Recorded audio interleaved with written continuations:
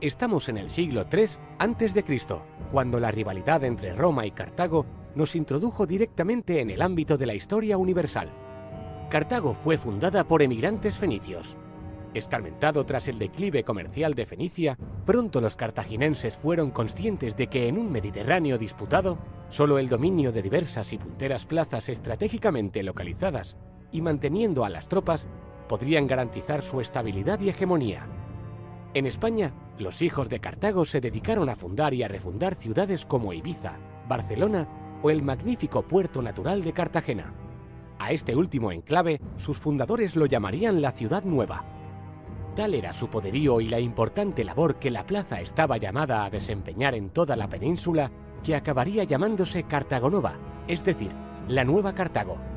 Durante un par de siglos, el Mediterráneo había sido el escenario de una lucha por la hegemonía entre los griegos y unas coaliciones etrusco-cartaginesas que se aliaban para disputar a los griegos las ricas rutas comerciales y las estratégicas islas de Córcega y Sicilia.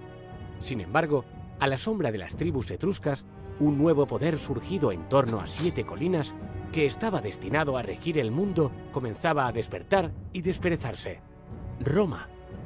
Más de un siglo después de su primer tratado de no agresión y de repartimiento zonal, en el 509 a.C., Roma y Cartago eran las únicas superpotencias del Mediterráneo occidental, habiendo sido desbancados completamente griegos y etruscos. A partir del 348 a.C., ambas potencias renovaron su tratado añadiendo nuevas cláusulas. Por la parte que nos ocupa, era cuestión de tiempo que acabaran repartiéndose Hispania. El conflicto entre romanos y cartagineses o púnicos, según se prefiera, era inevitable. Solo quedaban ellos, pero el Mediterráneo no parecía ser lo suficientemente grande como para albergarlos a ambos. Pronto la rivalidad comercial devino en una guerra fría con mucho tratado de paz. Con el tiempo, estos tratados fueron insuficientes y se desató una terrible confrontación, por otra parte inevitable. Los romanos eran un pueblo campesino, con poco mundo, no muy exquisitos. Sin embargo, atesoraban una determinación y un patriotismo sin igual, pocas veces visto en la historia de la humanidad. Resulta increíble que consiguieran formar una gigantesca escuadra de guerra, copiando clavo a clavo la tecnología de una nave enemiga varada en la playa. Pero más inaudito resulta que a partir de ese acontecimiento consiguieran vencer en el mar a los cartagineses, que habían nacido y crecido sobre las olas, alzándose con la victoria y quedándose con la codiciada isla de Sicilia. En los años siguientes se hicieron con el control también de Cerdeña y Córcega. Humillados por las condiciones impuestas tras esta primera guerra púnica, los cartagineses, liderados por el laureado general Amílcar Barca, desembarcaron en la península y, alternando la política con la guerra, sometieron y enfrentaron a una gran cantidad de pueblos íberos. Quiso la suerte, o la falta de esta, que cuando ya estaba el trabajo prácticamente acabado, el gran general se cayó del caballo ahogándose en un río durante una pequeña escaramuza. Pero su legado no había acabado. Asdrúbal y Aníbal Barca, yerno e hijo, continuarían su obra. Asdrúbal, el Bello, no confundir con Asdrúbal Barca, consiguió, mediante sus buenas decisiones y buena administración, convertir a los territorios conquistados en la península, con Cartagonova a la cabeza, en un verdadero imperio. Todo marchaba a pedir de boca, pero cuando Asdrúbal comenzó a acuñar monedas con su efigie y a envalentonarse cada vez más, los ya decadentes senadores republicanos de Cartago se incomodaron. Asdrúbal fue asesinado, atravesado por una espada empuñada por un esclavo pagado, vete tú a saber por quién. Pasó a la historia por dos cosas: por fundar Cartagonova, Cartagena, y por firmar un tratado de paz con los romanos. Roma se adueñaba de todo aquello que estuviera por encima del río Ebro, mientras Cartago se quedaba con el resto. Quedaba pues el famoso Aníbal, quien a sus 21 años ya había probado sobremanera su destreza como diplomático y general. Este, conformando un gigantesco ejército, se dispuso a pacificar toda la zona cartaginesa que se extendía desde las tierras levantinas hasta el río Ebro. Sin embargo, por el camino sitió una ciudad ubicada dentro de la zona de control cartaginesa, pero aliada en aquel momento, qué casualidad, con la propia Roma. Se trataba de Sagunto, la épica defensa de Sagunto, un episodio que sirve para mostrar esa bravuconería y terquedad tan hispana llevada hasta el sacrificio final. Se acabaron suicidando todos en masa antes que rendirla. Solo sirvió por aquel entonces como el motivo o pretexto necesario para que Roma y Cartago entrasen de nuevo en una guerra que resolvería, de una vez por todas, su clásica enemistad.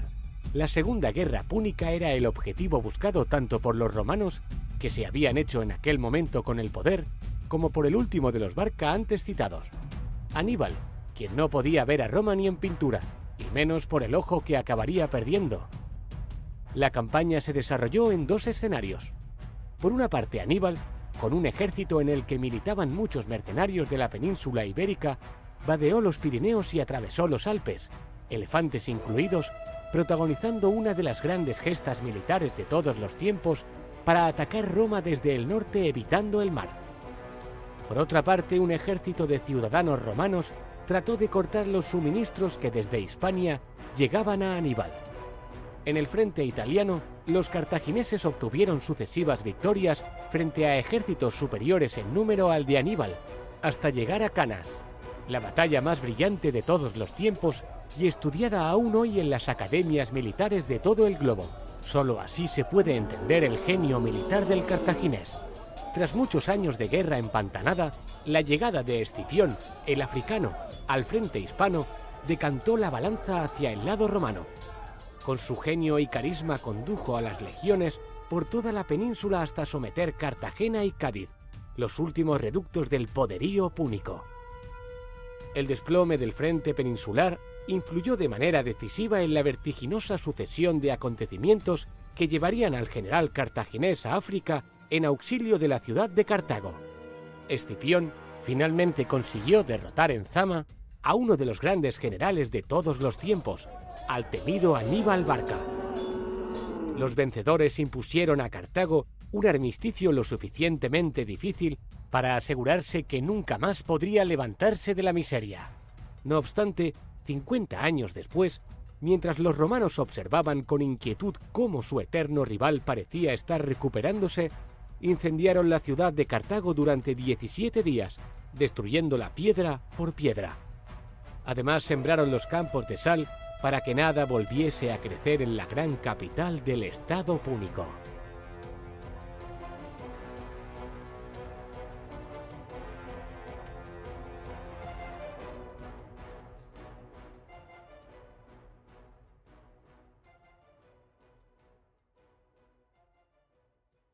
¿Quieres ser miembro del canal? Al lado del botón de suscripción hay un botón que pone unirse. Haciéndote miembro del canal obtendrás insignias y emojis personalizados. También garantizarás la viabilidad económica del canal. Haremos directos privados exclusivos. Verás los vídeos antes que nadie y podrás elegir qué vídeos quieres que hagamos. Es una aportación mensual que puedes pagar vía PayPal o con tarjeta de crédito. Para finalizar le das a comprar y ya está.